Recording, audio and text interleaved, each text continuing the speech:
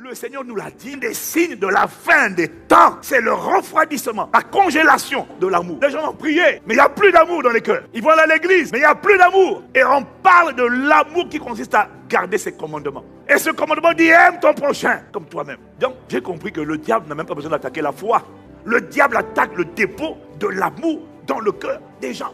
Parce que la foi fait partie de l'amour. Dans le fruit de l'esprit, il y a la foi. C'est une tranche du fruit qu'on appelle l'amour. C'est une tranche. Pourquoi toi tu as intérêt à manifester l'amour? Pourquoi tu as intérêt à croître en amour? C'est parce que il n'y a pas que des prophéties. Il y a plein de prières d'exaucement qui sont bloquées à cause du manque d'amour. En effet, en Jésus-Christ, ce qui a de l'importance, ce n'est ni la circoncision, ni l'incirconcision, mais seulement la foi qui agit à travers l'amour, ou encore Louis II dit, mais seulement la foi qui est agissante par l'amour. Le diable veut congeler l'amour dans le cœur des chrétiens. Et lorsque l'amour se refroidit, la foi ne sert plus à rien. Parce que chez beaucoup de chrétiens, il y a la foi. Je crois que Dieu va faire. Je m'attends à Dieu. Il a annoncé la parole. Le problème, c'est qu'il y a plein de promesses et de prophéties que tu attends et que tu vas continuer d'attendre tant que l'amour ne va pas sortir de toi. Ne va pas quitter ton esprit pour envahir ton cœur. Parce que la foi nous dit, Galates 5, 6, est agissante à l'amour. Alors, le mot agissante, c'est le mot énergéo.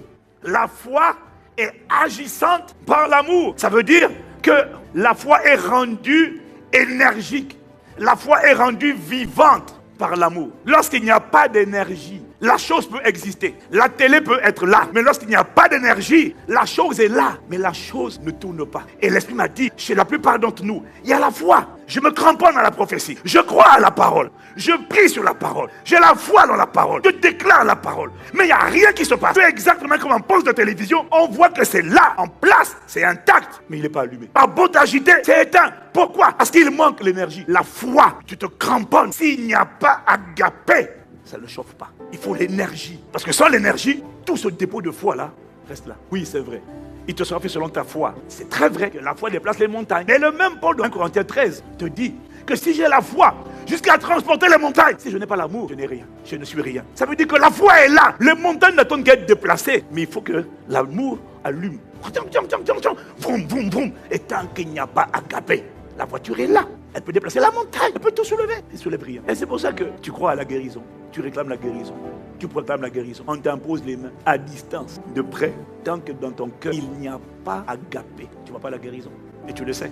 Juste à cause de l'amertume, juste à cause de l'offense, juste à cause de la tristesse, juste à cause des critiques. Il y a tellement d'exaucements qui sont bloqués. C'est pourquoi l'amour doit être ta priorité. La foi est rendue vivante, énergique. La foi bouge quand il y a l'amour. Quand il n'y a pas l'amour, la foi ne bouge pas. Et à chaque fois que je vois que c'est toujours quelque chose dans le cœur qui a été sous-estimé. Il y en a qui disent, non, pasteur, c'est juste la déception.